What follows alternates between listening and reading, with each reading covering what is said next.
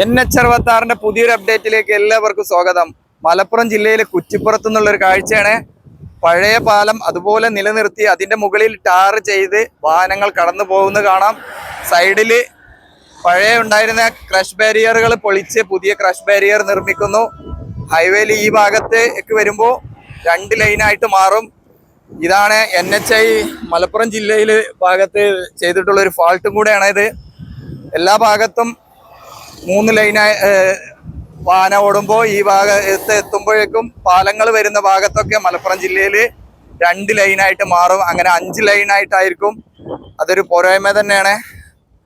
അപ്പോൾ ഇത് ശ്രദ്ധയിൽ വെക്കുക. ഈ ഭാഗങ്ങളിലൊക്കെ എത്തുമ്പോൾ നിങ്ങൾ വാഹനങ്ങൾ വേഗത കുറയ്ക്കേണ്ടി വരും.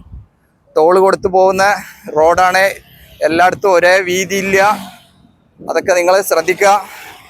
അപ്പോൾ ഇവിടെ ഇനി ക്ലിയർ ചെയ്ത് കൊണ്ടുവരാനുണ്ട്. ഈ ഭാഗത്തൊക്കെ ഇനി മണ്ണൊക്കെ നിറക്കാനുണ്ട്. ഇവിടെ കോൺക്രീറ്റ് ചെയ്യാനോ അല്ലെങ്കിൽ കട്ട വിരിക്കാനൊക്കെ ഉള്ള വർക്കുകളൊക്കെ വരാനുണ്ട്. ഇതാണ് പുതുതായിട്ടുള്ള വർക്ക് കഴിഞ്ഞ ഒരു ഭാഗം കാണാം. ഫുൾ വർക്ക് കഴിഞ്ഞ ഒരു സ്ഥിതിയാണ് ഇപ്പോൾ കുറ്റിപ്പുറത്ത്. വാഹനങ്ങൾ കടന്നു പോകുന്നത് കാണാം. എവിടെയും ബ്ലോക്കൊന്നുമില്ല.